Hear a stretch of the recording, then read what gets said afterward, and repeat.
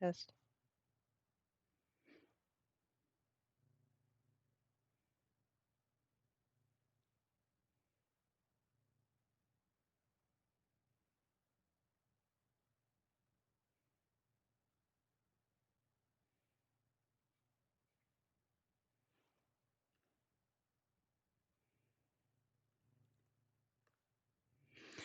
Okay, now we got it going on. Just took a hot minute there.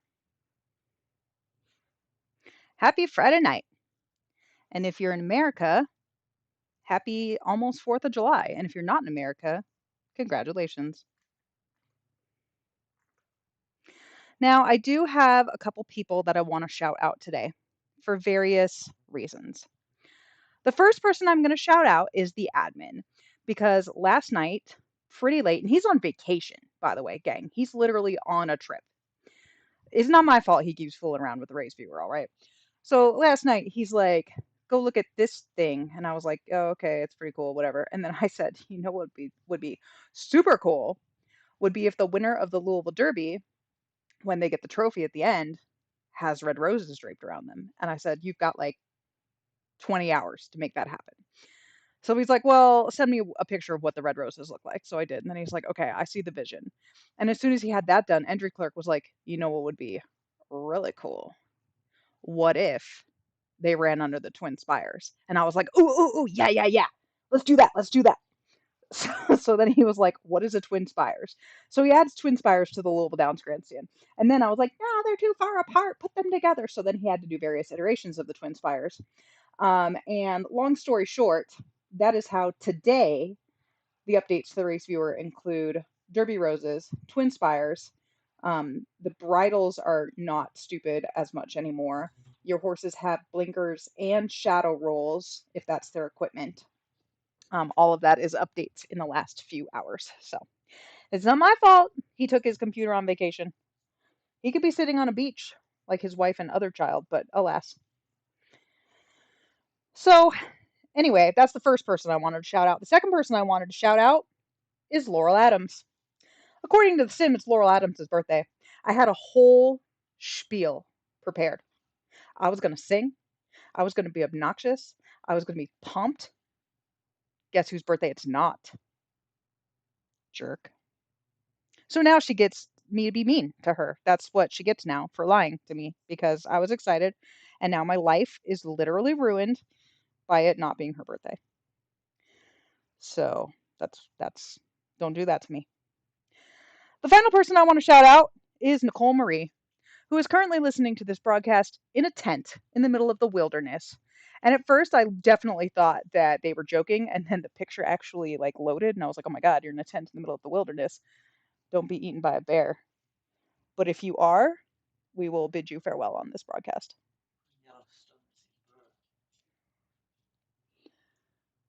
So, guys, let's get right to it. As per usual, tonight we start out with the Arabian Desert Cup over in Dubai, and we have a field of 8. On the fence for Poke Buffalo is Sadim, a 5-year-old mare. How many? Ugh, sick of it. Sorry, we're having a all our animals are getting sick situation. It's a whole thing. You guys really needed to know that. Strap in. I'm probably going to talk about it more. Sadim is a 5-year-old mare who is coming off of a third place effort in the non-winners of 5. She did take an allowance and a non-winners of 4 back to back towards the end of last year. She's earned $67,000. She's by path of the tyrant. Number 2 is Leo. For Lucas Davenport, Leo reminds me of people who were born in August. I don't know anyone like that. All right, I'm just being annoying. This is a 7-year-old Entire by Stuffed Pepper, 12 for 28 lifetime, has coming off 3 straight victories. All are in allowance company, but seriously in the best form of his life to date. Number 3, Lucas also has Pepper Blast. The son of Stuffed Pepper is 5 for 15 with 6 second place efforts. Too bad we don't allow betting on second because that'd be sweet. This guy was second, beaten ahead in his prep race. Number 4, My Sweet Valentine. I'm sure it's probably supposed to be Tyne. Let's go with Tyne. Poke Buffalo, owner breeder of this 6-year-old, who is 8 for 25, has been top 3 in 19 of 25 starts. Last stakes win was week 14. Poke also has the 5, Rashad, a son of Stuffed Pepper, 5 for 18. Won the Grade 3 Clipper Stakes to start the year. Number 6 is Zahir. I'm going to go with Zahir. For Rafa Usaz, 6 for 15 with 7 third place efforts. That's just obnoxious. This guy has won 4 stakes in his last 10 starts, but he's always right there, but he has this pattern. He's like win third, win third, win third, fourth, sixth, win third. Based on the pattern, it's time to win. The last of Lucas horses is Stuffed Dessert. Okay, we got to get you guys a new stallion. This is out of control. 6 for 16 lifetime. Won the Unhidden Stakes week 16. Rounding out the field, Mel Flankford has number 8 Roasted Pepper, who is seeking her 10th lifetime victory. She ran a 109 to kick off the year. That is your field for the Arabian Desert Cup. They're going 1.25 miles on the main track.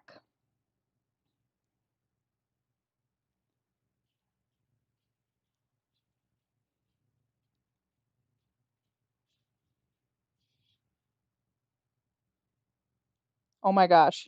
Nicole Marie coming with the Tiny Tim reference, 10 stars. Remind me to send you game points for that. That was the best thing I'm going to see all night.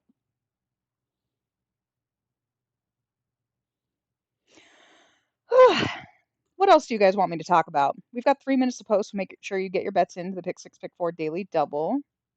It is Louisville Derby tonight.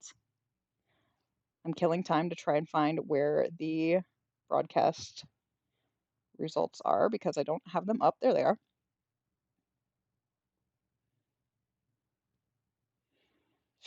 You know what? Craig McGee just said the donations are in about the betting of tonight. But seriously, shout out Cleopatra and all of you who donated to the cat rescue this year. We took in 30 cats in the last 30 days. Every single one of them needs the vet. Almost all of them are senior cats, which of course is very hard to adopt, especially in the summer in Arizona when it's 109 every day already. They're going to be living with us for probably 6 months, and you guys really, really helped. And I know that you probably were only doing it to chase the prizes. Most of the prizes have been delivered. If you won the mare or the money, those prizes have been delivered. But just seriously, shout out everyone who was involved in that. You guys know who you are and that you are the best.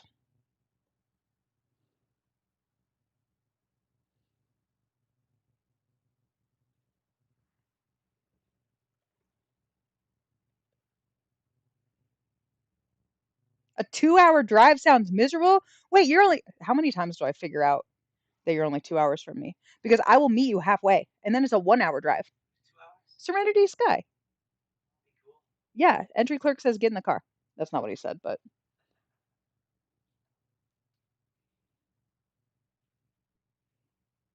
we are super fun people. We have horses you could pet.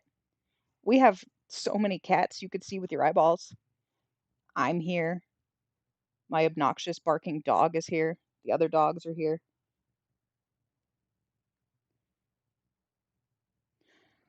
Seriously, just tell your boyfriend to show up here, get your selfie camera, take pictures with us to impress all your friends or make fun of us, whatever, I don't care. Let one of the cats choose your boyfriend and then accidentally take one that chooses you. There's no losing here. I do have the best baby horse ever. Hey, Gigi, I lost my job. Do you want her back? Because I don't know what to do. It's FanDuel stuff. All right, guys, it's post time for the first race.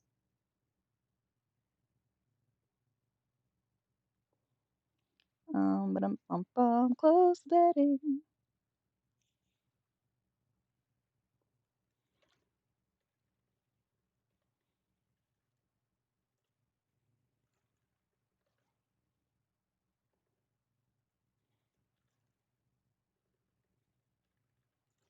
Do do do do do do. Okay. All right, they're off in the Arabian Desert Cup. Stuffed Desert was one step slow.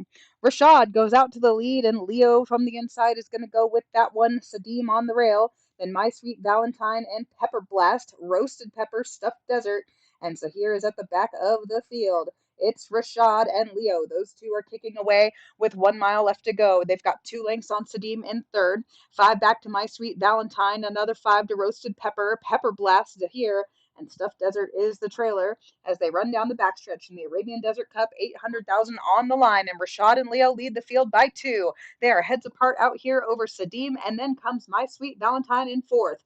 5 lengths back to Roasted Pepper, Pepper Blast into here. There are 3 across the track, and Stuffed Desert brings up the rear. Half a mile left to go in the Arabian Desert Cup, and Rashad still leads by a length. Leo still chasing, then Sadim. Now Roasted Pepper gets involved, moved up into fourth. My Sweet Valentine, Pepper Blast here, and Stuffed Desert. Sadim is dropping well back through the field. Not today for Sadim as they roll into the stretch. It's been Rashad. Leo spits the bit. Here comes Roasted Pepper. Pepper Blast is there too from the back. It is Rashad. Roasted Pepper coming alongside. Pepper Blast then Zahir. It is Roasted Pepper who gets up in the shadow of the wire to win it by a neck over Rashad, Pepper Blast, Zahir, My Sweet Valentine, and then Leo.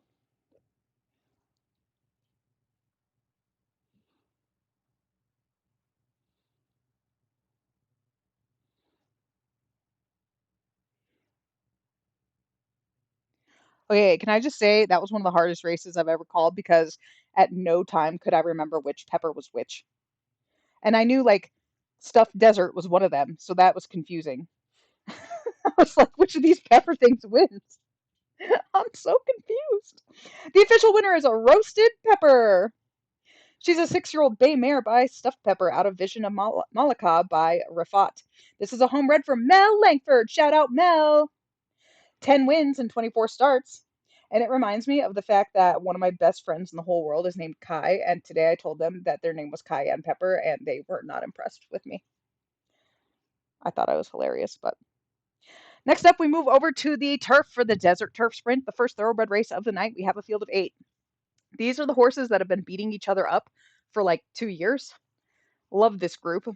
On the fence for Eric Dico is Longhorn, a 6-year-old son of Emirate Anna, who was 6th in the Saudi Turf Sprint, but last year won the Grade 1 Runaway Stakes in Britain. Number 2, Vidar the Silent for John Dark. This is your winner of the Saudi Turf Sprint last out. Last year, he won the Chimborazo, a $3.6 million earning son of Fantastic Destiny. Number 3, Running the Pass for Mark Diamond. Is this a hunch play name for the Taylor and Travis wedding? Because I think Running the Pass is a football thing, but I'm not really positive because that's not my thing. So if I'm wrong, then just don't make fun of me out loud. This guy was 7th in the Saudi Turf Sprint, but before that won the Fleet of Foot Stakes in Malaysia. Number 4, Ollie's Puppy for Matthew McMahon. This is your winner of the Stewards Cup Turf Sprint. 4th in the Pegasus, 4th in the Saudi. The son of I Am Invincible looks to get it together here. Number 5 is the $6 million earner, Youth of the Nation, from Mr. Lord Rich, a homebred by Magnum PI. He won the Pegasus earlier this year and last year won 5 stakes in a row, including this race. Number 6, All Too Familiar for Art K Stables. Love this guy. He's a son of Nature Strip. 6 for 15 lifetime. He's still kind of young compared to this group. He's still kind of coming into his own. He was 4th in the Hong Kong Turf Sprint, and then after that won the Farmers Market Stakes, which doesn't have to go into a farmers market sound freaking amazing to you right now. Water break, stand by. I just poured it all over myself. That was wet. Number 7, Friend of Bill for Eric Nalbone, a 6-year-old son of 10 Sovereigns who's won 10 of his 24 lifetime starts. He won the local prep for this week 3. That is the Grade 2 Desert Turf Prep. Rounding out the field on the outside, Johannes for Rafa Usaz, the 5-year-old son of Nation's Pride, has won 10 of 21. He's just over the $1 million earning mark. He prepped for this by winning the Pennsylvania Turf Dash over a wet track. Last year, he capped the season with a victory in the Los Campeones, and that's your field. And it is technically post time, but I'm going to give you 1 second to get your bets in. Get your bets in after all. Get your bets in after all. While I obsessively check the same 5 websites over and over.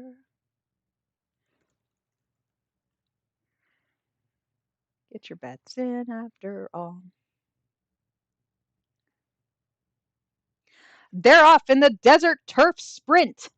A very good beginning. Vidar the Silent flashes speed and youth of the nation. Then comes Longhorn on the fence and all too familiar. Ollie's puppy. Then Johannes takes back, running the pass, and Friend of Bill is at the back of the field.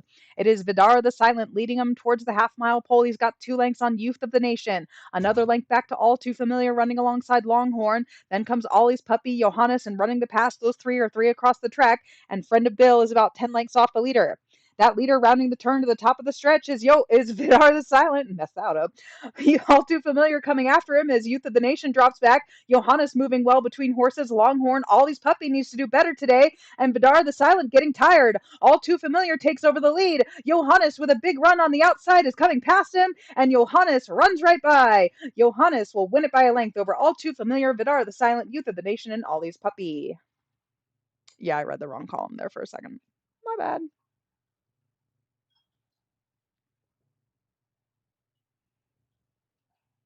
The official winner is Johannes, a 5-year-old chestnut horse by Nation's Pride out of Saqqara by Dirk Pitt.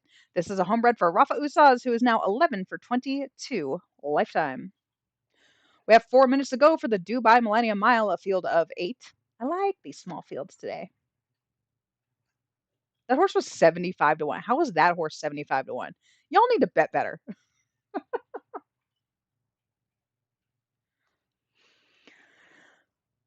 Why don't I have the race open? Here it is. On the fence for Riley Bender, Black Bugatti. Riley and I are in a private discussion right now where I'm like, I will give you money if you will give me Black Bugatti. And Riley says, that is not a terrible idea. And I say, correct. So, Riley, I'll be replying soon. This is a 5-year-old daughter of Nightwatch who's earned $3.2 million with 10 wins and 17 starts. Did take the Grade 1 Toronto Mile over the boys last year and won the Stewards Cup back in year 71. Number 2 is Serenity Skies Endless. Serenity, who will not be winning a single other race until they come get a cat from me. This is a 4-year-old son of Nightwatch who is 7 for 14 lifetime, $1.7 million earned. Second in the Stewards Cup as a 2-year-old, but came back to win the English 2000 Guineas and the Grade 1 Dortmund Stakes, coming in here off a win in the Saudi Turf Mile. Wait, why isn't Nashvillian in here? Villain. You know what I mean. Number 3, Joyous Kisses for Gigi Go Faster. Lily Wilkins bred the daughter of Kinross. 6 for 14 lifetime. This horse is so strange. She's always like right there. She won 5 stakes in a row, 4 stakes in a row. I need glasses now, but including like just missing in grade ones. And then she finishes 5th in the Stewards Cup. And I just feel like Gigi's not messing around with her. She's like, she knows she's good, so she just keeps throwing her in these tough races. She lost the Saudi by just a neck. It's gonna happen. Number 4, Brave King's Game for Lee Cara, a son of Hold My Crown, who is 5 for 12 lifetime. This is your winner of the Australian Mile back in week 3. Number 5, Dread, the feeling I feel all day, every day. A 6-year-old son of Nightwatch, who is 11 for 25 lifetime, has won 2 in a row and 4 of his last 5 starts, including the Pre-Fleet Admiral. Number 6, Abby Brooks is Supernaut, a daughter of, you'll never guess, freaking Nightwatch. 8 for 13, great training job here, $1.3 million earned. Comes in here off a grade 1 win in Kentucky in the Mona Akai Mile. Number 7 for Sarah Julin, who pops up for the first time tonight. And yes, that's not how you say your name, but it's how I'm going to say it this time. This is a son of Nightwatch. It's Jack the Ripper, 4 for 14 lifetime. Jack the Ripper, I think, is like a bad guy who's coming to your house if you don't get me new art, Sarah. 6th in the Saudi Turf Mile, but before that, won an allowance with a 94 and took a barrier trial towards the end of last year. Rounding out the field, Holdingness for Katie Stepanian, the son of title holder, is 6 for 12. 5th in that Ona Akai Mile, but before that, won the Grade 3 Arcade Stakes in California. This guy was actually 3rd in the Stewards Cup at like kind of a big price. That's your field. 1 minute to go. Who do you guys like?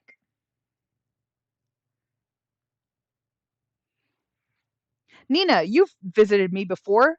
Brian, you've visited me before. Tell them I'm nice. Tell them I'll take them out to like brunch and throw cats at their face.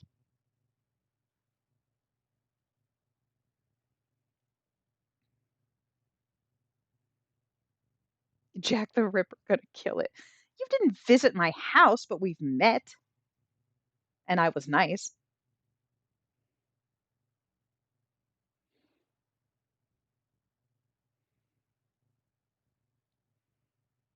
It's true. I did have to fly a cat to Gigi. That's rescue business. That's not sim business. That's different. You know what? Gigi has a point there. If I need to bring the cat to you, I'll bring the cat to you.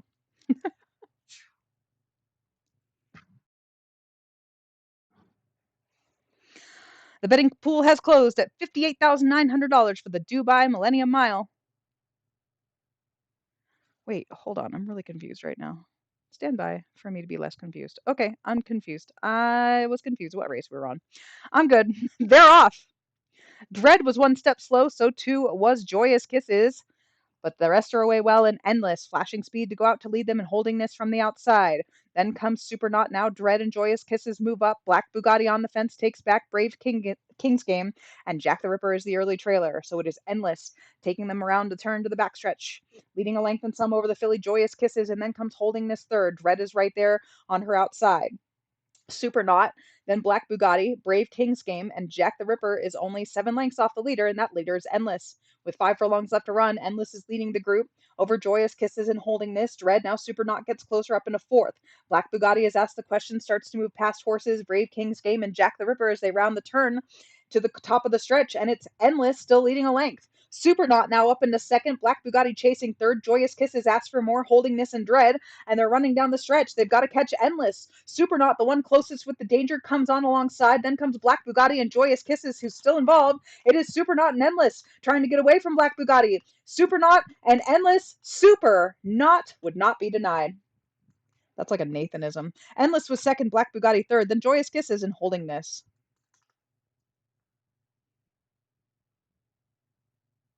The official winner is Supernaut, a 4-year-old black filly by Nightwatch out of Zed Leplin by Mecha Spirit, a homebred for Abby Brooks, who is now 9 for 14 lifetime.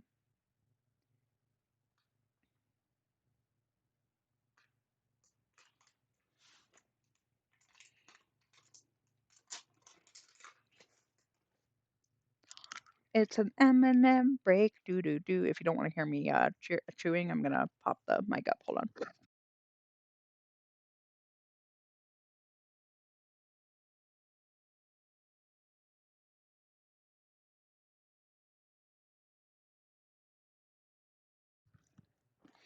Next up, we have the Desert Duty Free, mile and eighth for $1 million. This has a really good field this year. Sometimes this is the race that's a little bit light because there's also that mile and a half race for the bigger purse. But I like a lot of the horses in here. There's a lot of really, really nice grade one horses. So on the fence for Harry Trotter, Who Dares? A 6-year-old mare by Impact, who is 11 for 27 lifetime. Always right there. This filly has been top 3 in 19 of those 27 starts, closing in on 900,000 in earnings. Number 2, Paul Sellers is Moonshine Empire, the son of whatever, I can't say that anymore. I know I used to call that horse's name, out of the nice mare Gators Moonshine. 5 for 11 lightly raced, coming off a victory in an allowance race in Japan. Wow, I started noticing that I might need an eye checkup somewhat recently, but today it is excessively noticeable. Like I'm having a hard time with the PPs. I don't know how you guys do this regularly. Unless you don't, then that would explain it. Number 3 is Provisionalist for Tammy Fox. Provisionalist is a multiple grade 1 winning horse. He's now a 5-year-old. He took the Stewards Cup back in year 70. 6 for 19 lifetime. The son of Warbler is coming off a grade 1 win in Florida.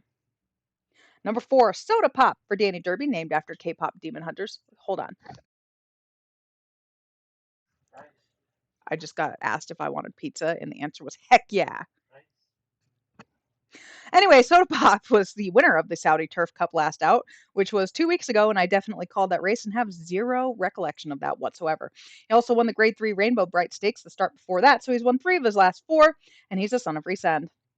Number 5, Suede for Keith Place, the son of Right Proof, is a homebred who's 5 for 8 lifetime. Love this lightly raced horse who won the local prep for this in the Zazam Stakes. Number 6, Jess Dowson's Fire Light Shadows, a 5-year-old mare by Still Fire. This is one of those rare horses by Stormy Peak. Bred by Stormy Peak, who is still racing. 5 for 22 lifetime, was third, beaten just 2 lengths in the Saudi. Number 7 is Shannon Hunt's Time Slows Down. Does it, Shannon? Does it? Because I don't think so. It just goes faster always, and it's stressful. So I think your horse is a lie, but this horse is actually really nice. Has won 4 of his last 5 starts. He's by or the Two Kiss, which is one of the funnier names. 8 for 21, just in really good form right now, just hitting it out of the park every time. Obviously, this is a big step up in class, but nice training job. Number 8, Clear and Simple for Andrew Chillen. The son of Valar is 9 for 18, so obviously seeking not only to win a 10th start, but go to half a million in earnings, won the Grade 1 Hong Kong Silver Cup last out. Number 9, one of my favorite named horses in the game is Romantasy for Serenity Sky. Oh, wait, we're in a fight. I forgot. Stina Vika bred this son of Bulletproof. 7 for 20 lifetime, just short of 800,000 in earnings, has won 3 in a row, including a Grade 1. Rounding out the field, I Don't Play Fair for Ryan Whitehead. The dramatization colt is 4 for 13. This guy has such good pedigree. He is a Grade 1 winner, but he needs to step it up here. He actually won the Stewards Cup too. Why has he been so lame lately?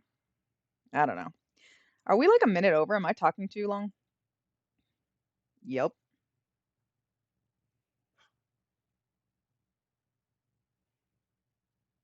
M&M is there. It was. Now it's M&M in my mouth. Okay. They're off in the desert duty free. Soda Pop stumbled at the start, the rest away okay, and there's Romantasy flashing speed and going to the lead. Moonshine Empire towards the inside and swayed. Then comes Provisionalist between horses Clear and Simple, Who Dares, the filly on the fence, Firelight Shadow, Soda Pop, I Don't Play Fair, and Time Slows Down is at the back of the field. So it is Romantasy leading them to the backstretch. A length clear of Moonshine Empire and Swade is in third. Another length to Provisionalist, another length to Clear and Simple. Then comes Who Dares. They're strung out really well here like a parade. 3 back to Firelight Shadows, then Soda Pop, who has 4 on the 2 trailers. I Don't Play Fair, and Time Slows Down. They've got 5 furlongs left to run in the desert duty free, and now we have a new leader. All of a sudden, Provisionalist has made a big move, and Provisionalist has gone up to take the lead from Romantasy. Then comes Clear and Simple, Moonshine Empire, and Firelight Shadows. They're all grouping together now. Who Dares, Swade, Soda Pop still needs to do a lot more. I Don't Play Fair, and Time Slows Down. They round the turn to the top of the stretch, and Provisionalist is your leader, who's got a length on Clear and Simple. Firelight Shadows comes alongside Romantasy, and they're going to duke it out. And here comes Soda Pop with his move. He's coming on from 8th, now up into 4th. Then Who Dares? It is Provisionalist trying to hold off the closers. Firelight Shadows is closest, Clear and Simple, then Soda Pop. It is Provisionalist who holds on to take the desert duty free over Firelight Shadows, Clear and Simple, Soda Pop, Who Dares, and Romantasy. M&M time.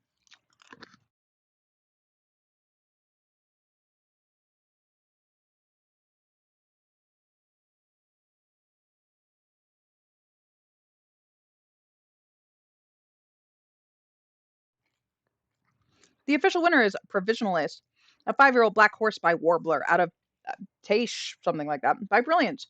A homebred for Tammy Fox, who is now 7 for 20 and over 2 million in earnings. Hold on, I'm looking at a calendar. Calendar. Um, hmm. I think we're actually going to be okay. Never mind.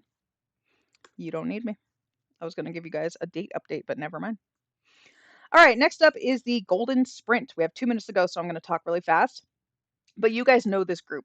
This group is phenomenal. Number 1 horse on the rail is Ground Warriors for Xander Zone. This is that, yeah, I just accidentally hit bet on him instead of click on him, so that's not what I meant. He won the Stewards Cup Sprint at the end of last year. He won the Pegasus to start out this year. He won the 2-year-old Sprint Championship as a baby. And so the only race he lost the Saudi to his stablemate Eclipse Rider, who's also in this race. So it's kind of like a grudge match between them. Darcy McBride has the number 2 horse, Raging River, who was 8-1 morning line and is now 75-1. So he can go rage in a corner, I guess. A Millionaire who has made 30 starts already. Rebecca Cass with the 3 Dodger Blue, love that name, 9 for 13, great training job on this guy. And then comes Jordan Beaumont's Strong as Steel, currently 99-1. Autumn Blackmill has the first of 2 runners, and Corsicana Flashover, who sounds like a standardbred but clearly isn't. Gigi Go Faster has Teoscar. Is it Teoscar or Teoscar? I'm going to let you answer that before I call this race, but you better hurry because I don't know. And that is a 6-year-old gelding, the number 6 horse. Eclipse Rider is the other Xander Zone superstar in here. $3.3 million earned. Somehow this horse is 75-1, which I don't understand. Won 2 Saudi sprints in a row and has won 9 of 22. Rounding out the field is Psycho Force for Autumn. Psycho Force is a son of Acid House Autumn. Why this animal no have a headshot? You and Sarah get together and fix that problem. Yeah, so we're gonna go with tail scar. Okay, okay. It's post time. Did you guys bet? Bet.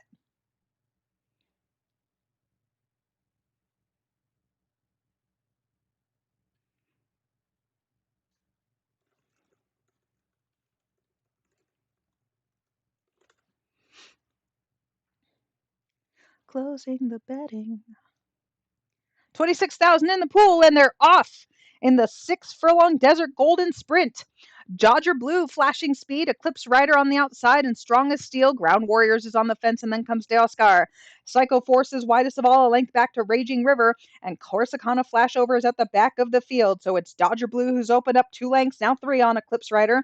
That one tracks in second, strong as steel's third. There's Ground Warriors on the fence, tracking in fourth, a length to Teoscar. Psycho Force has moved up to get a little bit closer, then comes Raging River, and Corsicana Flashover.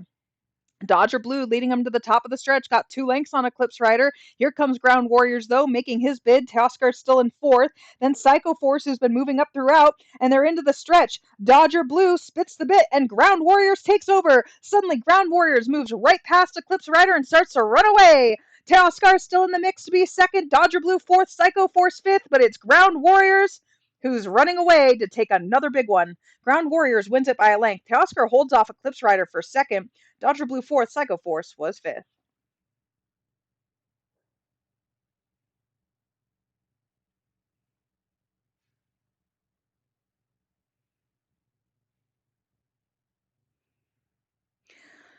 The official winner is Ground Warriors, a superstar 4-year-old black colt by the Evil Empire out of Pay Attention Boys by Walk-Off Grand Slam. A homebred for Xander's Own, who is now 13 for 16 lifetime.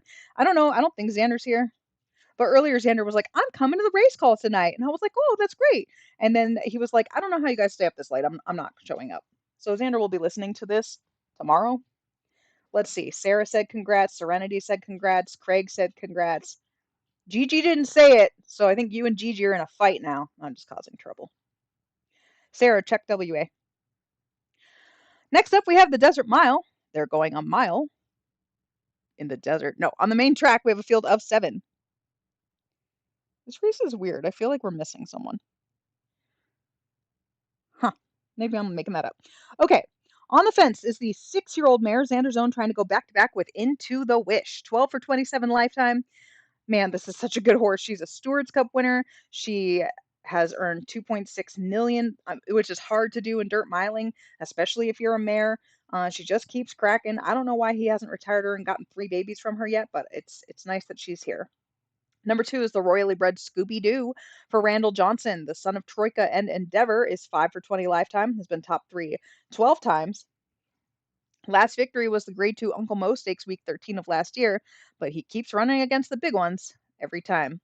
Number 3, All in Real Time for Richard Diamond. The son of Not This Time is a homebred who's 5 for 11, was 11th and last in the Knutsford Trophy last out in Jamaica, but before that won the Grade 3 Legal Light Mile.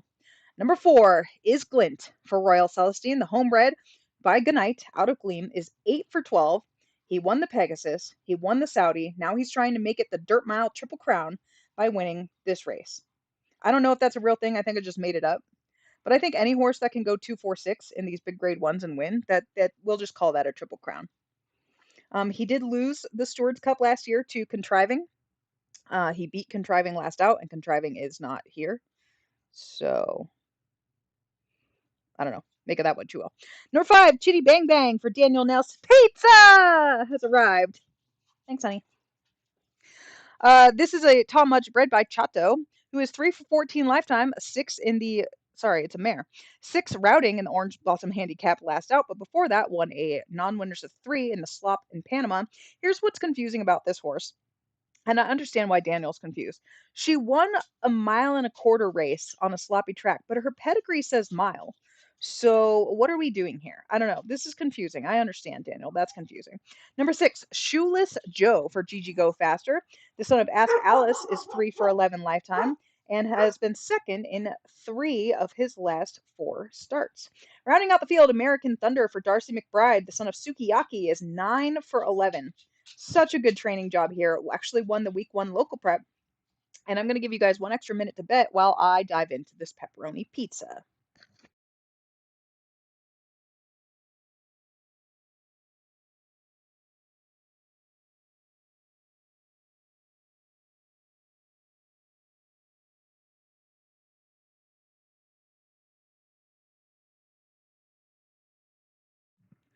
I mean, you're all welcome to have a piece, but we do those like personal pizzas in the oven, and there's four of us, so we each get one slice, and it doesn't like make up your whole dinner. Like you wish there was more dinner. Also, there's three dogs staring at me because they think I'm gonna give them pizza. If I don't even share with the Simsters, you guys ain't getting nothing. Give me like 30 more seconds.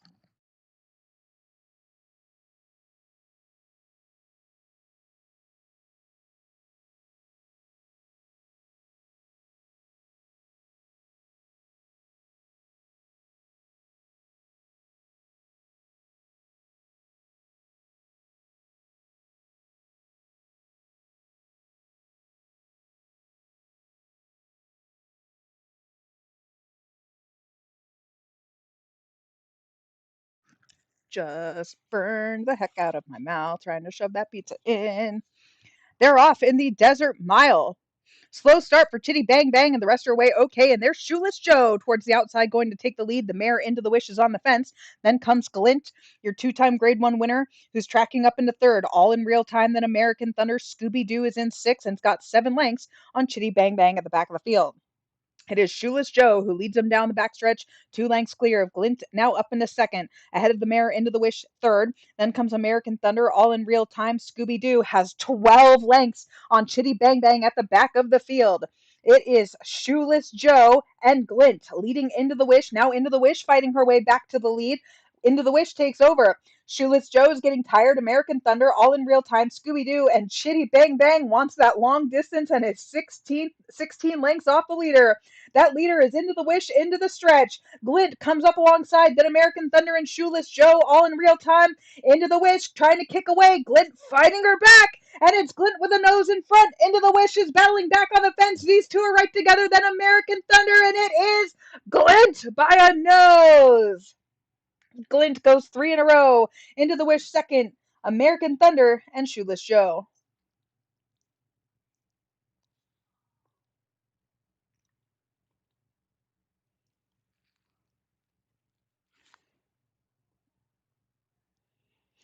The official winner is Glint, who I didn't actually click on yet.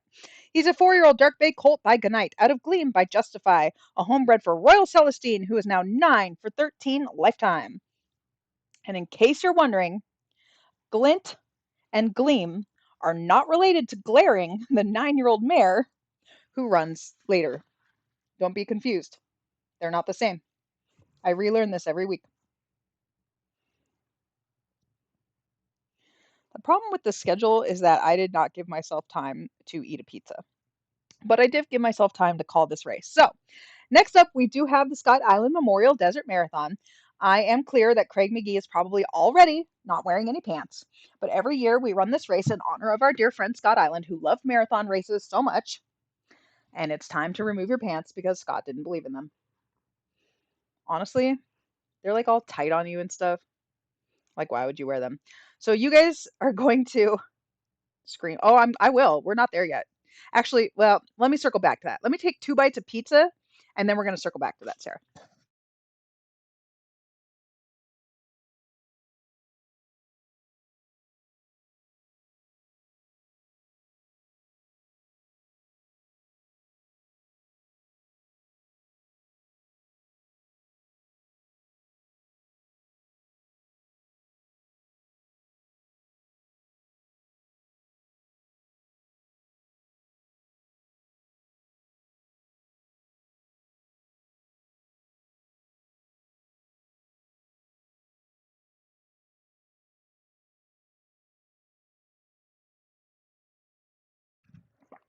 Okay, so Sarah is prepared for me to yell.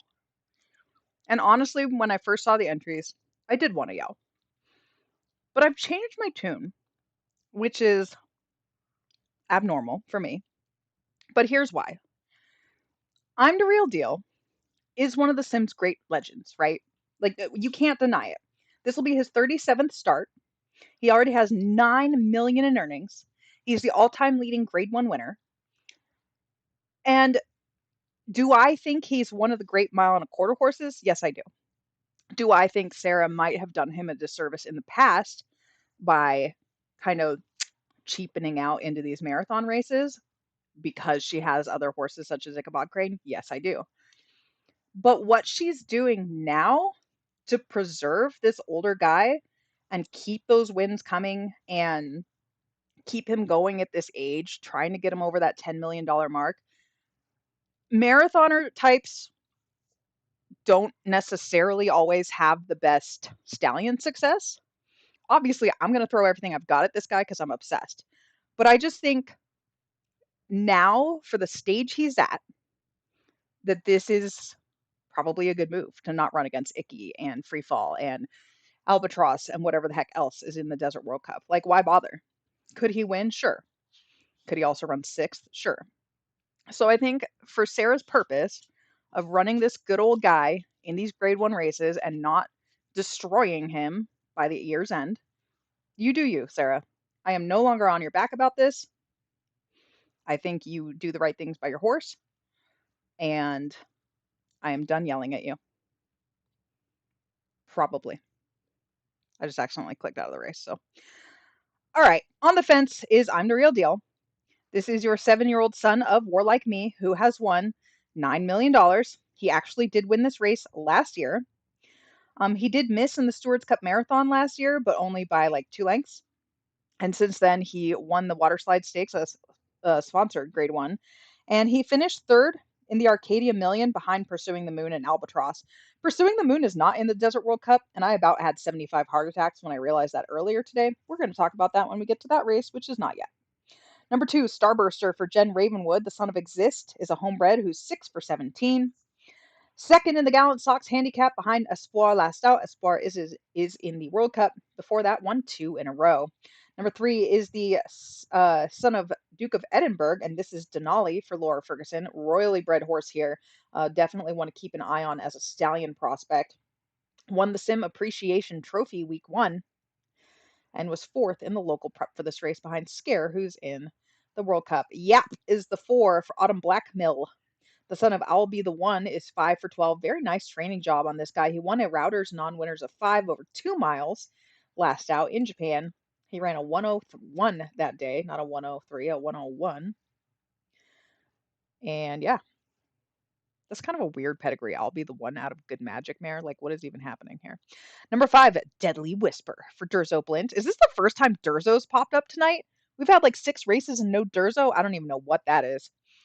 Henry, the sire here of this son of Muse of Nightmares, 8 for 25 lifetime, just short of $500,000 earned, has won 2 local preps for this race, or sorry, 2 preps for this race. One of them was local. And this is the kind of horse who could have run in the World Cup, especially with the form he's in right now. But this distance should be more up his alley. Hey, we've gotten to the reason Nicole is here in the middle of the jungle. Sorry, I know that's not where you are. And this is Blue-Footed Booty, the daughter of I'll Be Up Front. How are there 2 I'll Be Up Fronts in here? Oh no, the other one was I'll Be the One. Never mind, redacted. Is out of Blue-Footed Booby, 4 for 12 lifetime. Lost a barrier trial last out, but look at this poor horse's race. This is not okay. Ezra, who won the Stewards Cup freaking Classic last year, was the horse that won that barrier trial. And we don't talk about Bruno, who was one of the top choices in the Louisville Derby earlier this year, was second in that race. Honestly, the fact that she only lost by 4 lengths isn't that bad. So shout out to her. Rounding out the field is Durzo's second horse, and that is Lovely Belief, a son of Instinctive Belief. 7 for 19 lifetime, has won 3 of his last 4. That's her field for the Scott Island Memorial Desert Marathon. I can't tell if the chat is like if you guys are not talking or if it's frozen. I'm going to give myself 1 minute to eat a pizza, and I'm going to reload the chat. Hey. Yeah, I don't know why you scratched him. I'm kind of pissed about that, actually. You want me to yell at you? It'll be about we don't talk about Bruno for sure.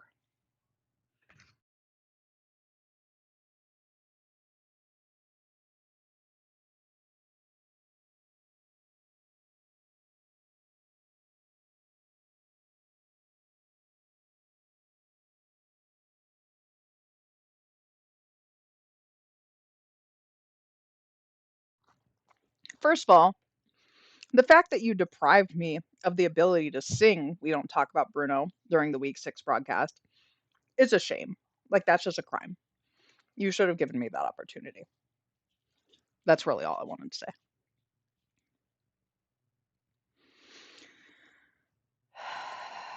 They're off in the Scott Island Memorial Desert Marathon. 1 million on the line. They're going 2 miles.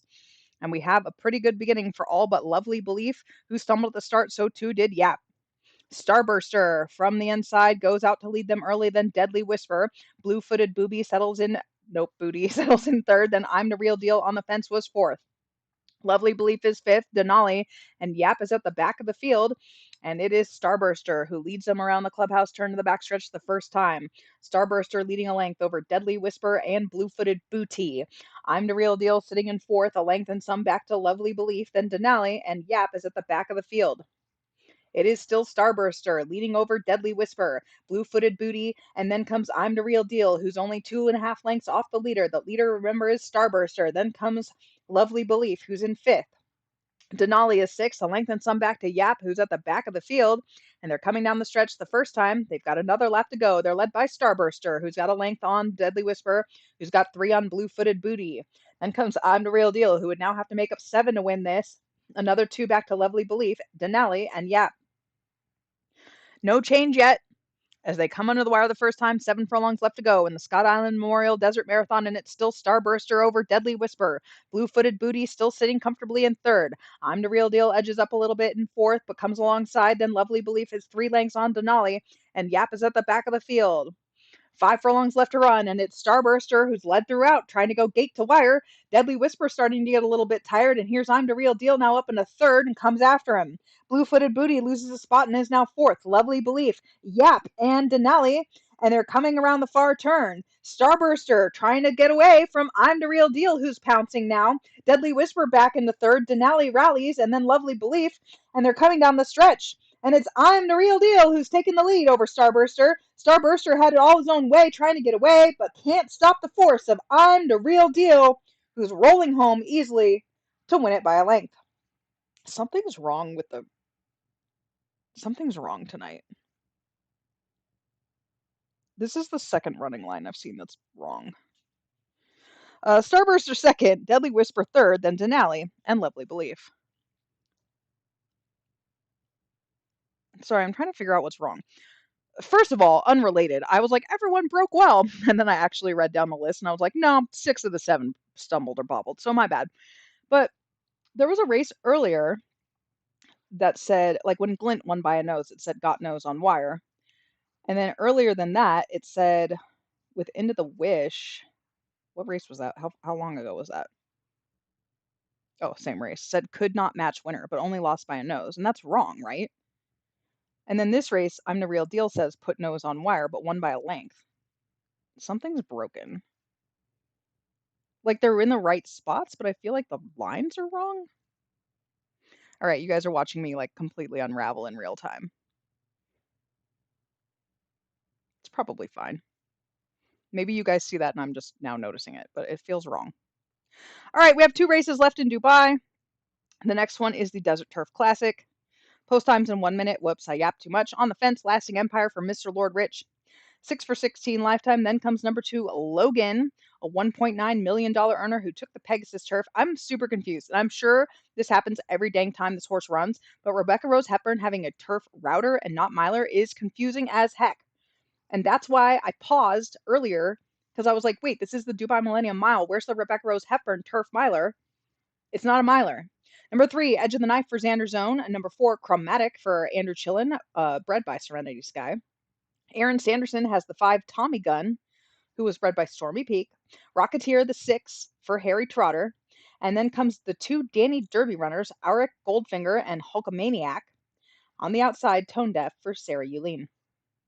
That is your field for the Desert Turf Classic. 1.5 million on the line.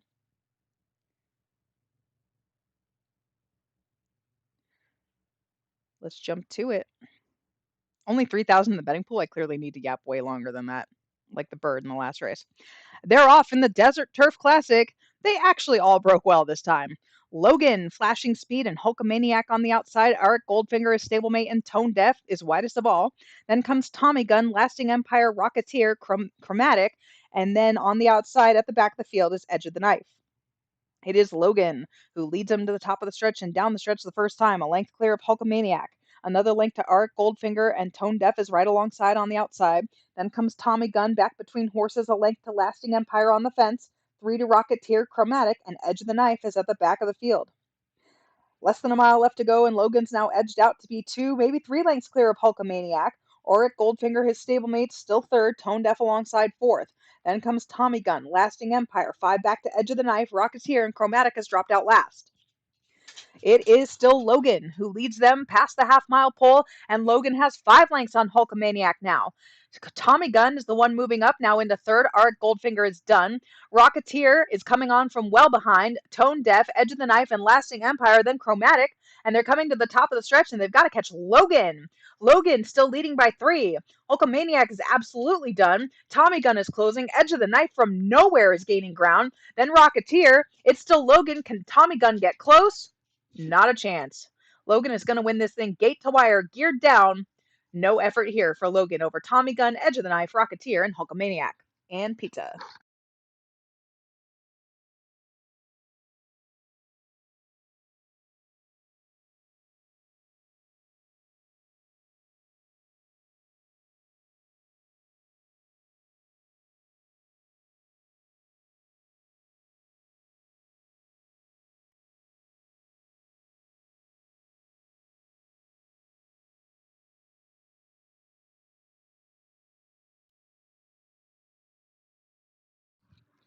Good news, I finished the pizza this time.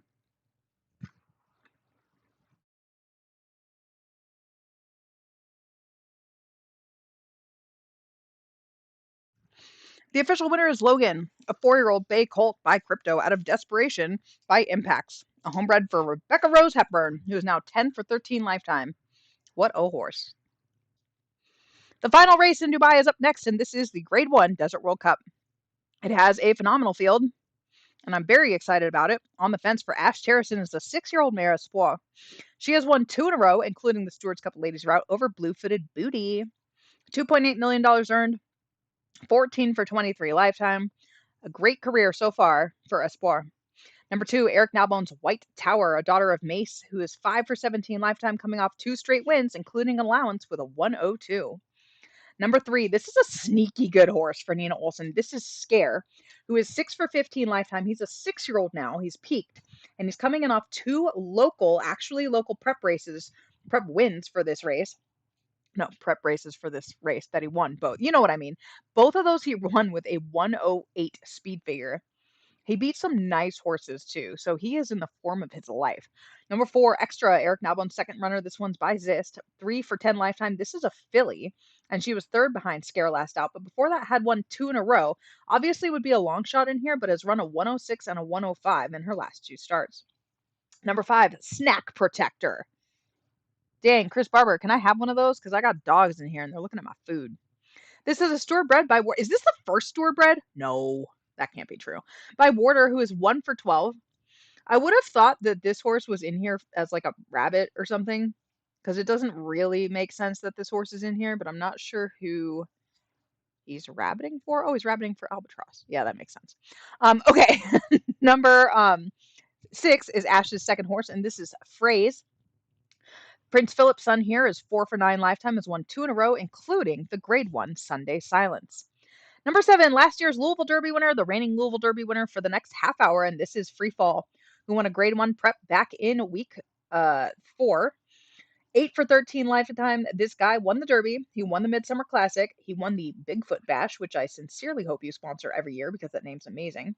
He finished 4th, beaten just 3 lengths in the Stewards Cup. 3rd, beaten just 1.25 lengths in the Pegasus. I love the local prep, or the same distance prep. Good move for Rebecca Rose Hepburn. Number 8 is the horse who won the Derby the year before that, and that is Ichabod Crane. So these 2 guys in training will be joined by another Derby winner in just a few minutes. The son of Duke of Edinburgh is 7 for 20 lifetime, has been top 3 19 times. He's earned $9.1 million. He is wildly popular, and he is your defending champion. Number 9, Walk Through Fire for Aaron Sanderson, a homebred by Riptide, who is 8 for 12. Fantastic training job here for Aaron Sanderson. This guy won the Grade 1 Awesome Derby and the Grade 2 Sports Jersey Stakes in 2 of his last 4 races. He also won last year's King's Derby. Number 10, Albatross for Chris Barber. The son of Mace is 8 for 14 lifetime. He won last year's Long Island Classic. He won last year's Prince of Peace. Second to Pursuing the Moon in the Arcadia Million last out, but he defeated I'm the Real Deal that day. Number 11, I'm the Man for Sarah Euline. 5 for 14 lifetime. She's still waiting for this little guy to run the race of his life. He did win the Grade 1 Hot Springs Handicap last out, but she wants to get one of these big ones with him. Number 12, the 8-year-old Emperor's Heart. If this horse wins, I will legit cry on this broadcast. I love this Dan Gordon runner, an 8-year-old who cost $500,000. He's earned $1 million back. This is his 44th start. He has been beaten and has run against some of the best horses in training over the last 6 sim seasons. He's so cool. Rounding out the field, number 13, Ezra for Cleopatra. Your winner of last year's Stewards Cup Classic. Remember, he's coming in here off of a barrier trial victory over We Don't Talk About Bruno. That was after he finished 6th in the Pegasus Classic. That race was just too short for him, okay? He was 4th in this race last year, beaten 3 lengths. So, can he do it today for Cleopatra? That's your field for the Desert World Cup. Why does the chat keep freezing on me? I just want to see what you guys are saying.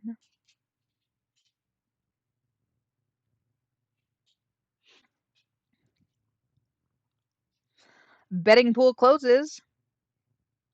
4,000. No. I'm not calling this until you bet on this race. Go bet on it. 4,000 is not going to do it for me. Try harder. Try harder.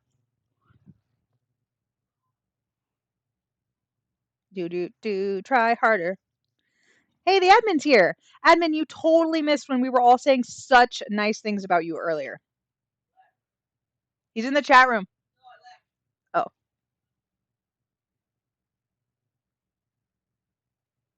Say them again. All right, everybody, tell the admin how great he is.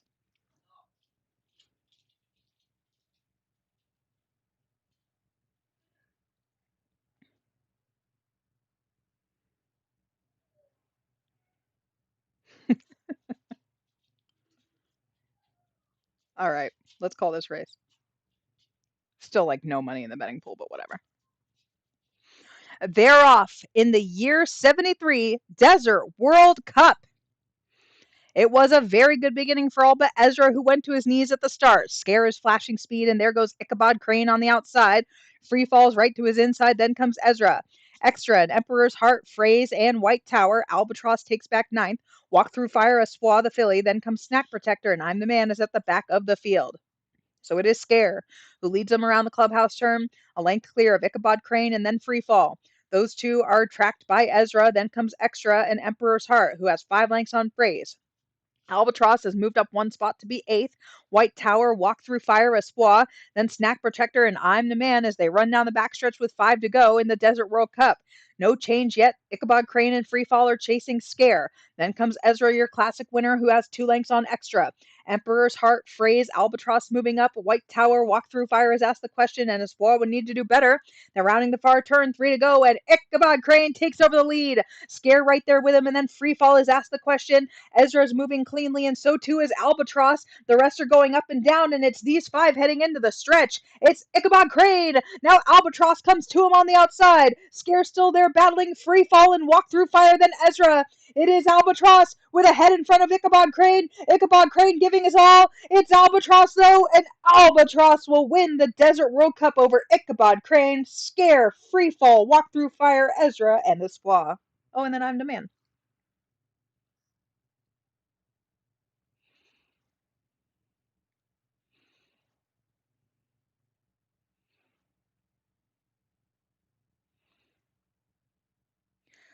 The official winner is Albatross.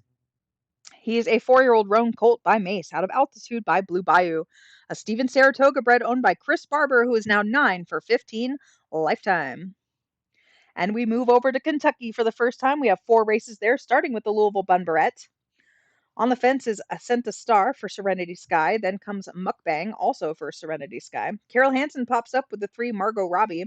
Sasha Bordeaux for Paul Sellers is the 4. Off the Record for Mr. Lord Rich, that's a homebred, is the 5. Madame U for Trastevere Peru, then comes Gigi Go Faster's Aimbot. And on the outside for Ryan Whitehead is Missing Stormy. It's true, Chris Barber has the favorite in the Louisville Derby. The Desert World Cup Louisville Derby double has been done, but it's been a hot minute.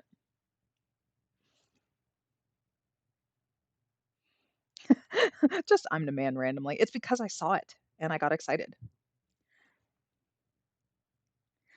They're off in the Louisville Bun Barrette. A good beginning for all but Margot Robbie. The rest away okay, and it's Madame U who's leading Sasha Bordeaux and Missing Stormy on the outside. Mukbang and then Aimbot. Off the Record, Ascent a Star, and Margot Robbie is now taken back last after the bad beginning. So they sweep around the clubhouse turn, led by Madame U, with Sasha Bordeaux sitting in second. Those two are right together, a length back to Missing Stormy third. A length to Mukbang, then a half length back to Aimbot. Off the Record is sitting sixth. Ascent a Star on the fence in seventh, and Margot Robbie still the trailer. Running up the backstretch now, led by Madame U, who's got a length on Sasha Bordeaux. Missing Stormy, no change in order yet, as Mukbang is sitting in fourth. Aimbot is fifth. Off the Record drops back a little bit. Ascent to Star, Margot Robbie still the trailers. They come to the half-mile pole, and they're now chasing Mukbang because Mukbang has made his early move and taken over from Madame U. Sasha Bordeaux is still right there. Those three across the track. Aimbot. Margot Robbie's coming on, though. Margot Robbie is gaining ground. Missing Stormy off the Record, and Ascent to Star. They've come to the top of the stretch now, and it's Mukbang to catch. Margot Robbie with huge strides passing Sasha Bordeaux and Madame U. Aimbot still there. Then off the Record, it's Mukbang and Margot Robbie is coming on quickly. Aimbot third. It's going to be Mukbang who holds on though. Never folds, and Margot Robbie can't go past. Then comes Aimbot, Madame U, and Sasha Bordeaux.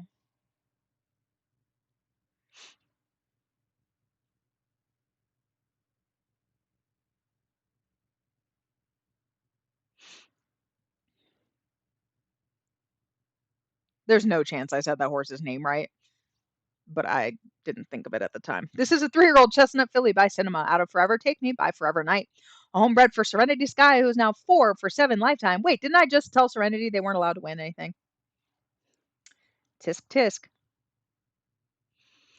Now we move on to the Louisville Bunbury, a mile and a quarter here for the 3-year-old boys. And by boys, I mean there's also a girl in here, and that is Memento for Lily Wilkins. Fillies win this race all the time. Did I tease the new race viewer stuff? Yeah, I didn't tease it. I just straight up told them.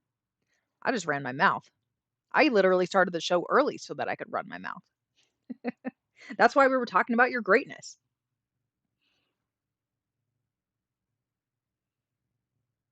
You better be on my website. The professional photographer was here today, Serenity, so if you want like nice photos of anyone, let me know.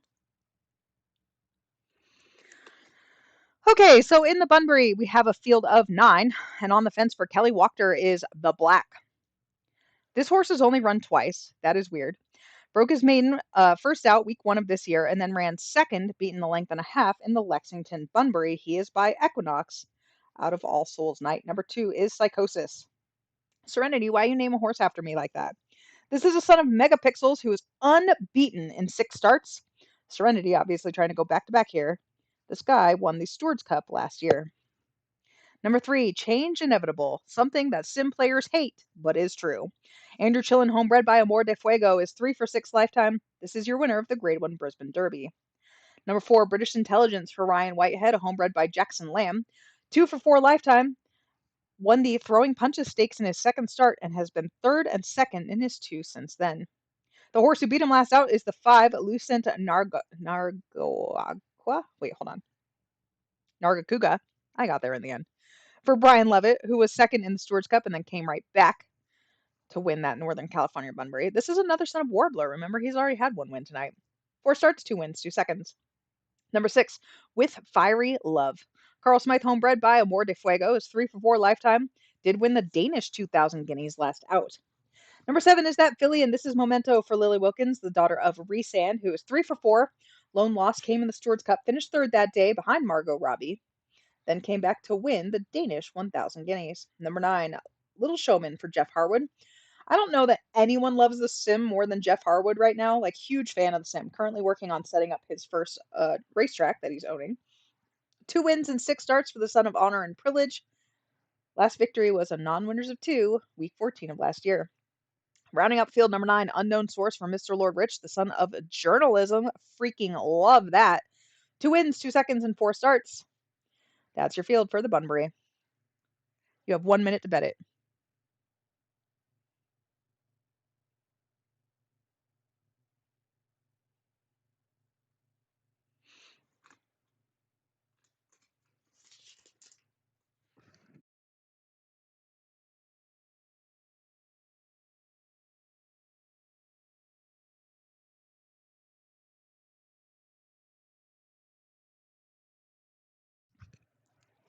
It's post time.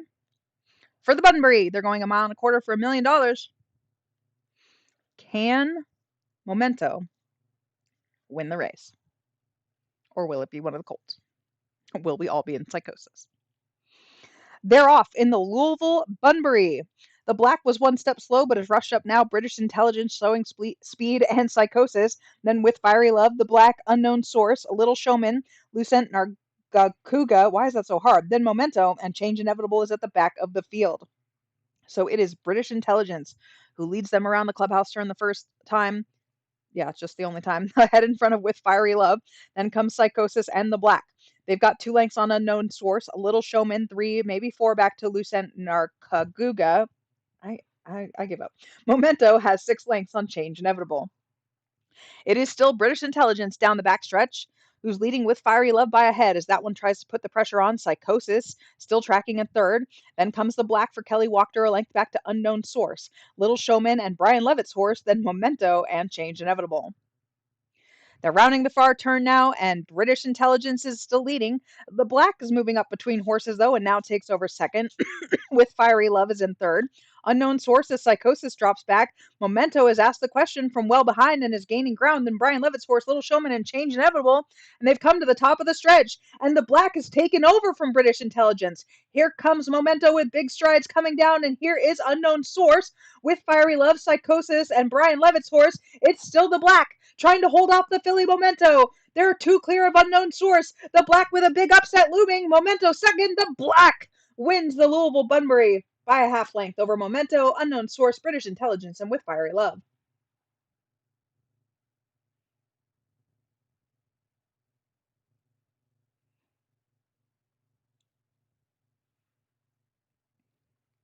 Bit of an upset here with the black, a 3-year-old black colt by Equinox out of All Souls Night by Advent for Kelly Wachter. 2 for 3 lifetime. Lightly raced boy is just getting going. Next up, we have the Louisville Oaks. We have 7 minutes to post, which is good because we have a field of 16 for me to yap about. Obviously, the premier race for 3-year-old fillies every year. So wait, hold on. Let me look at something here because I wanted to make a point to you guys. What is that? Just heard a big crashing noise. It's probably fine though. I have a point. I'm making a point. Okay, so I'm looking at the all-weather derby, which was run earlier or about to run or whatever. And in that race, only 2 of the 6 runners are tier 1 horses. In the all-weather Oaks, only 1 of the 6 runners are tier 1. You know what I'm trying to say. In the Formidable Fager Sprint, it's about half and half. In the Chalkapology Sprint, it's all tier 1s. Now let me try and find Louisville. I just think this is interesting for your interest's sake.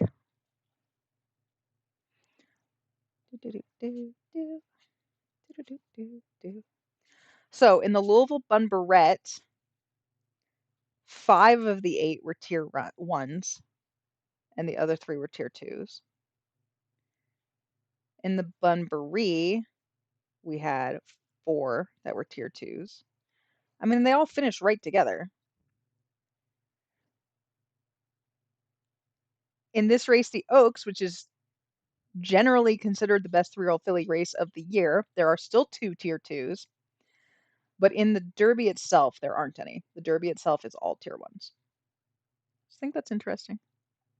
For your knowledge, tier 2 horses do not need to go in the garbage.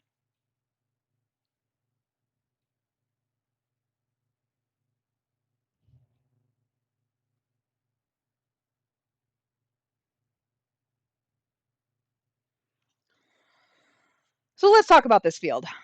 16 runners. The track is sloppy in Kentucky. And on the fence for Danny Derby is Golden Amazon. The daughter of Urban Warrior is 1 for 5 lifetime. Second in the Famitsu Stakes last out, has yet to win a stakes. Number 2, Blair Dame for MK Stables. Devil's Arcade is the sire here, 3 for 5. Won the Gontaron Stakes in her prep race last out. Number 3, Zenabil for MK. MK has 2 in here. Love that. This is a daughter of Zayden, who's never been worse than second. Coming off a win in the Grade 2 New Orleans Stakes. Nope, New Orleans Oaks. You know what I meant. Number 4, Mary Whalen might be here listening secretly. With Mysterious Game, the daughter of Light Song, who's 2 for 4, was second in the Lost California Oaks Stakes behind Fat Bottom Girls, who I don't think is in this race. How sad for no one. Number 5, Summer Ready for Harry Trotter. The daughter of Trevor Lee is 1 for 6 lifetime, was second, beaten a length in the Grade 1 SoCal Oaks. Before that, did try the boys in the Pacific Coast Highway, lost to a horse named Unarrest. Number 6, Alco for Steven Saratoga, the daughter of Henry and the Great Mare Altitude, is 4 for 5. She actually beat the boys in the Kentucky Blue Stakes as a big Derby prep. She won both of her Derby preps. I'm honestly kind of surprised she ended up here in the Oaks, but maybe he's got like a long-term plan going on. She already is a 2-time Grade 1 winner. Number 7, Pseudo for Serenity Sky. Serenity already having a pretty big night, so frankly, Serenity should just share. Won an allowance race last out. This is a daughter of Christopher Robin, who's 2 for 6. Number 8, Jack Meyer comes with one of those Jack Meyer names, the Darkest Souls. Third in the Stewards Cup, has not hit the board since then. Most recently, fourth, beaten like 3-4-ish lengths in the Royalty Stakes. Number 9, Craig McGee with Albeit. The daughter of Alligator is out of Alcatraz, 2 for 5 lifetime, was fourth in the SoCal Oaks, but before that, won the Skyfall Stakes. Number 10, Hotnesses for Mike Bryant. The daughter of Valley of Fire has never been worse than second in 6 starts, was second behind Zenabel in the New Orleans Oaks last out. Number 11, Gigi Go Faster's Silver Springs. The daughter of Henry is out of Alligator Valley. Get it. 3 for 6 lifetime, coming off a win in both of her prep races. Number 12, Eugene Ferguson has Hudson Hall, a steward bred by Duke of Edinburgh, who's 3 for 5, won the Grade 1 Lexington Oaks last out. Number 13, Tingle. Cleopatra, homebred by Zayden, is 2 for 5, won the Albuquerque Park Oaks last out over a sloppy track. Interesting to note. Number 14, Jack Meyer strikes again with Enchanted Blood. Has yet to win a stakes race, but is graded placed twice. Second in the Desert Oaks last out. 2 more to go. Number 15, Gigi Go Faster's Lockfin, or Fine, who's out of the mare Cerulean Sea, who I'm obsessed with. 2 for 5 lifetime. This is your winner of that Royalty Stakes. And rounding out the field on the way outside is Jared Radley's Snowcap, a daughter of Zist, who's 4 for 5 lifetime. Beat Golden Amazon in the Famitsu Stakes last out. Who do you like in the Louisville Oaks? These are the stars of the future. Tell me who you like while I eat M&Ms.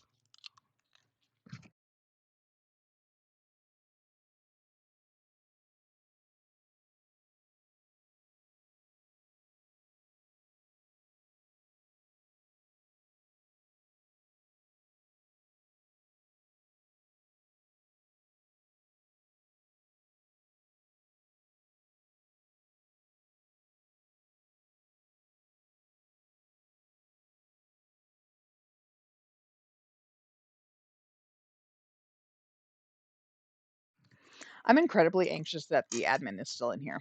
And here's why. Dude cannot be trusted. He can like be watching what you're saying, and all of a sudden you guys will be like, oh, you know what would be great would be if the horses wore bandages, if bandages was their equipment. You're gonna blink your eyes and your horse is gonna be wearing freaking bandages. So I'm like terrified that I'm gonna say something or that he's recording me and he's gonna put me over the race and I won't have hit the exact finish time. Because unlike Nathan, I don't do this with a stopwatch. So just watch your mouths, guys. Watch your mouths. It's post time for the Louisville Oaks. Maybe if the betting pool is okay. $12,000, a field of 16. You guys can't give me more than $12,000. Come on. This race is stacked, y'all.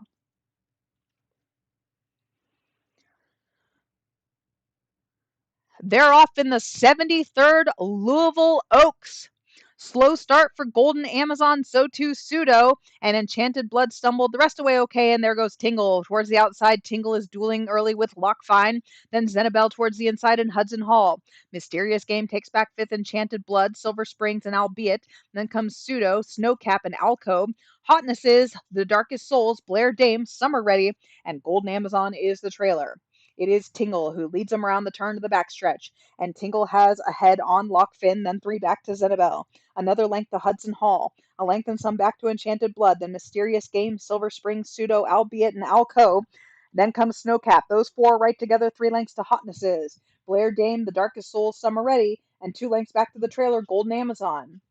So it is Tingle who has led every step of the way and now leads them around the far turn with Hudson Hall making the first move, and Hudson Hall's up into second. Lockfin starts to drop back, Alcove making a move, coming up from ninth place to now be in fourth. Snowcap, Mysterious Game, Silver Springs, Zenabel, then Hotnesses, Enchanted Blood, Albeit is still in 12th, and then Pseudo. They're rounding into the stretch, and it's Tingle they've got to catch. Hudson Hall is still right there too. Alcove and Snowcap are the closers gaining ground. Lockfin holding on in Hotnesses, then Mysterious Game. It's Hudson Hall. Alcove the danger trying to go by, then Snowcap. They're three across the track. It's Alcove though, and Alcove is going to take it over a game Hudson Hall, Snowcap, Tingle, Lockfin, and Hotnesses.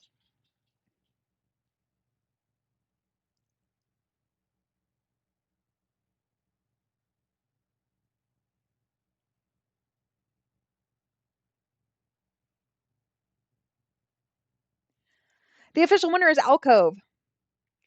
She is a 3-year-old roan filly by Henry out of Altitude by Blue Bayou. This is a homebred for Steven Saratoga, who is now 5 for 6 lifetime. Do we have a trophy for the Oaks? If we don't have a trophy for the Oaks, why don't we have a trophy for the Oaks? I think we do, though. Where's the person who makes the trophies? Nina, answer the question.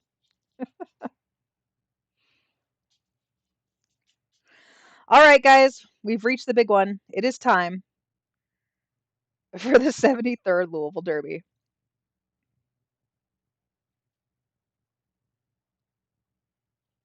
We have a field of 20. There were actually 21 entered, but one obviously had to scratch. There is a pants trophy for the Sky Island, actually. You probably thought you were joking, but that's a real thing.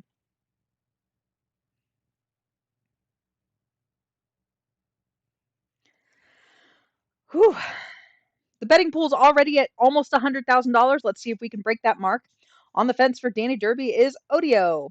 Second behind Alcove, your Oaks winner, in the Kentucky Blue last out. This is a son of Mace, who is 2 for 5. Mace is not what I meant. I meant Zayden, who is a son of Mace, but he's a son of Zayden. Sorry. Number 2, the not birthday girl Laurel Adams has From the Vault. A store bred by Light Song, who is 2 for 5. Never been worse than second. Won the Grade 2 Fountain of Gold Stakes over Odio to start the year. Number 3, the greatly named Cadillac for Gigi Go Faster. This is a son of Kelsey. Don't you think it would be an epic day for a son of Kelsey to win the Derby? This is your winner of the Keyboard Courage Stakes and the Loki Masterpiece Stakes. Cadillac has won 3 in a row. Number 4, the first of the Mike Bryant runners. This is Unarrest. The homebred by Here I Come to Save the Day is 5 for 6 lifetime. Won both preps, including the Pacific Coast Highway over Hudson Hall, who was just second, and the Grade 1 New York Stakes with a 107. Number 5, Burgundy Hill Farms has Tendencies, a son of Blueprint. Serenity Sky bred like half the horses running tonight and doesn't own them, and I'm super confused as to how that happens. This guy is 2 for 6 lifetime, second in his week 3 prep, and third in his week 1 prep. Why did he run week 1 when he ran week 16? That's confusing. Number 6, Molson for Durzo Blint. This is a son of Zayden, 3 for 5. There's a bunch of Zaydens in here. Won both of his preps, including the Grade 2 Desert Derby. Number 7, Panic. Panic is a horse that I'm confused about because I definitely thought Panic and Scare, who was in the Desert World Cup, were the same horse for Nina Olson. 2 for 4 lifetime. Second in the Buccaneer Derby behind the filly Honey, who's in this race, and before that won the End Result Stakes. Number 8, you got to respect his hustle, Vasily Elias, with this horse by Riptide, who was just 1 for 7 lifetime. Was second, though, beaten 2 lengths in the Hot Springs Derby. I don't think the horse that won that is in here either. Number 9, Dr. Crentist for Scott Ziegler, the son of, yeah, Zayden, is 3 for 6 lifetime, won the Albuquerque Park Derby last out before that, lost to Unarrest and Zaka. Number 10 is for Bader, the second Mike Barrett runner, and this is a son of Zayden. Nina, your horse is everywhere. 3 for 6 lifetime, this is your winner of the SoCal Derby by a length. Before that, lost to Alcove in the Rising Star Stakes, but we all know that Alcove just went on to win the Oaks.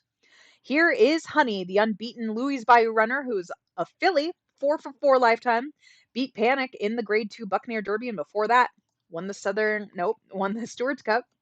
Can Honey become the most recent filly to win the Derby? Number 12, Draw It Up for Aaron Tonning. Son of Derby winner Blueprint is 4 for 5 lifetime. Won the Battle Cry Stakes last out. Lone Loss did come behind Unarrest last year. Number 13, Danny Derby's Trails in the Sky, a filly by Urban Warrior, 3 for 6 lifetime. This is your winner of the SoCal Oaks over Summer Ready. And then before that, lost to Albeit in the Skyfall. Who is calling me right now? Hanging up on them. Number 14, War Prophet for Jack Meyer. Kelly Haggerty bred this one by Master of Deception. 3 for 4 lifetime, won the Rivalry Stakes and both of his Derby preps. Number 15, Jose Caesar has Final Air. The son of Airborne. Serenity Sky bred this one again. What's your deal, Serenity? Tell us your secrets. 2 for 5 lifetime. Was second in the Rebellion Stakes. Here is the unbeaten star Zaka for Chris Barber. The son of Zayden is 6 for 6. Won the Stewards Cup Juvenile over Unarrest. Since then has won both of his Derby preps, but he's taken kind of a light route. He went to Panama, of all places, to win the Grade 2 Panama Derby. Oh, I see he did that because then he had extra rest because he went 4-day one. Smart. Number 17, Hecka for Amanda Gingrich. This is a steward bred by Anubis, who's 1 for 6 lifetime. Second beaten 2 lengths in the SoCal Derby behind for Bader. Before that, finished third behind Unarrest. And then was fourth behind Zaka. Basically knocking heads with the same horses. Number 18, Durzo's Midnight Flyer. The son of Riptide is out of Muse of Nightmares. 3 for 5 lifetime. Won both the Giacomo Stakes and the Oyster Bay. So we have a lot of horses in this year who won both of their preps. Next up is my choice in the Derby this year, and this is Mater for Brianna McKenzie. The son of Duke is out of the great mare Bala. Remember her? She won 2 Stewards Cups, and she ran in the Louisville Derby and was beaten less than a length when she ran in it behind some dumb horse named Prince Philip, who went on to be a dumb good stallion.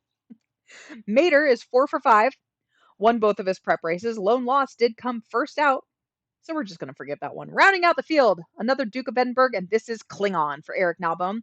The son of Olive is unbeaten in 4. You may recall that Olive was a mare who did win that Scott Island Memorial Desert Marathon. Klingon won the New Orleans Derby last out, and the Texan Derby the race before that. There's a lot of nice horses in here. We have 2 minutes to go. Please let me know who you guys like in the Derby.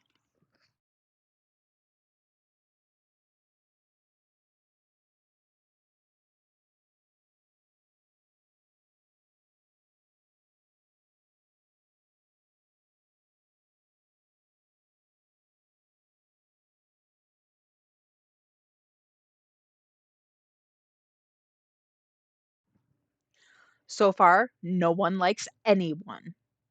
Craig McGee likes Unarrest. Autumn Blackmill would like Honey. Laurel likes From the Vault. Of course you do, Laurel.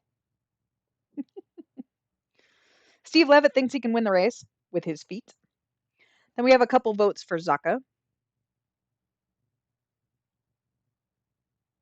Go Sports. Eric hates his own horse. Just kidding. 1 minute left to go for the 73rd Derby.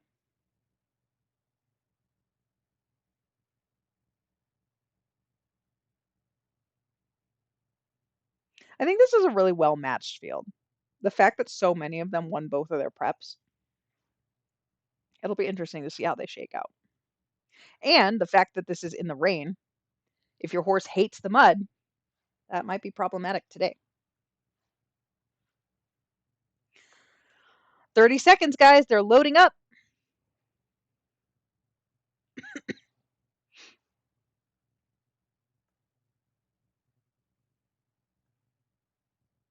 You guys ready to rock and roll? Let's do it.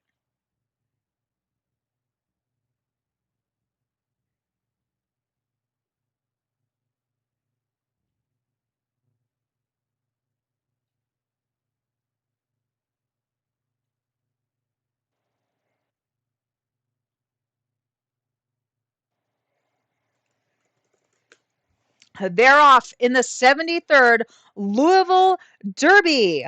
One step slow for tendencies, so too.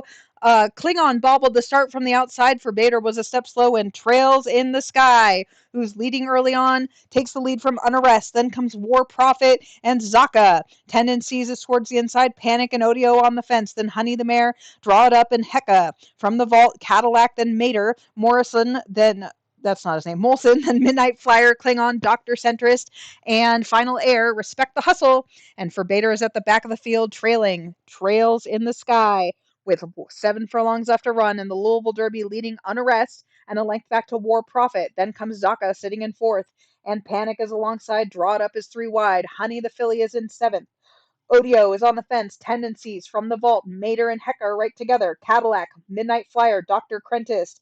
Then Klingon, Molson, Final Air, Respect This Hustle, and 5 lengths back to Forbader, who would have to make up 15 to win the Derby.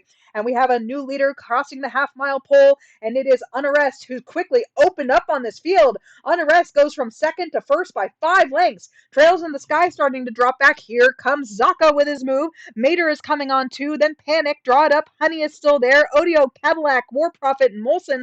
They've come to the top of the stretch in the Derby, and it's Unarrest, the one to catch, and he's 4 clear. Mater is coming at him, and here comes Zaka too with big strides. Panic involved. Klingon from the back of the pack. The filly Honey is still running a big one, and Cadillac, then Odio. It's Unarrest. Mater trying to get to him. Zaka doing his best. 3 wide. Panic. It's Unarrest. Mater needs the line. Zaka can't get there. It's Unarrest who will win the Derby with a huge middle move.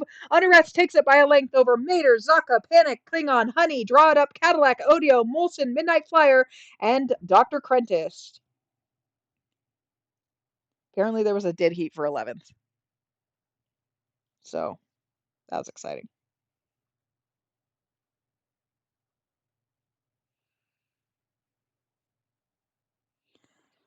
The official winner is Unarrest, a 3-year-old black colt by Here I Come to Save the Day by Slickum by Valley of Fire. Oh, sorry, out of, you know what I meant. A homebred for Mike Bryant. Is this Mike's first Derby win? Scrolling. Yes, it is.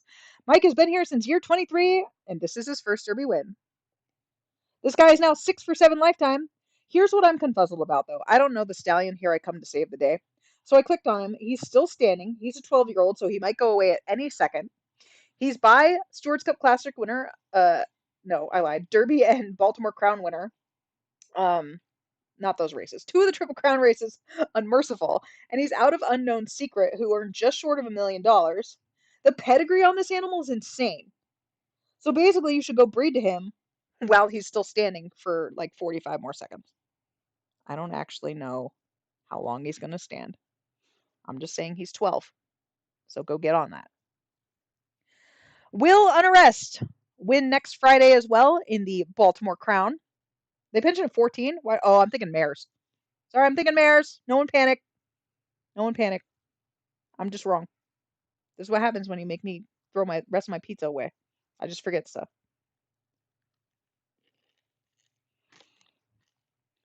If you had told me a year ago to pick which of the Mike Bryant horses was going to run best in the Derby, I would have picked Forbader.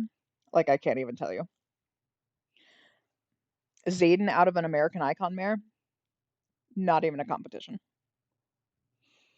I do need more cheese and pepperoni. I remember one of Mike Bryant's last year wrote Run on the Edge, but he was a Derby candidate. Now he's gone into this year, so that's good. Andrew Clerk remembers writing about That was by Mike Bryant horse last year and thought that that was his Derby horse, which was neither Forbader or this animal. That was somebody else. I don't know. Anyway, guys, I'll see you next Friday, which is what, the 10th? Because math stuff. Yep, all I have on my schedule for next Friday is Baltimore Crown calls. So let's rock and roll. I'll see you all in a week. Can Unarrest do it? Hey, Mike, are you going to run for Bader back in against your own horse? Nicole Marie, please don't die. Be eaten by a bear. Sarah Julin, start doing some art. Get to it. If I yelled at you to order a headshot, make sure you do that. Everybody have a great night.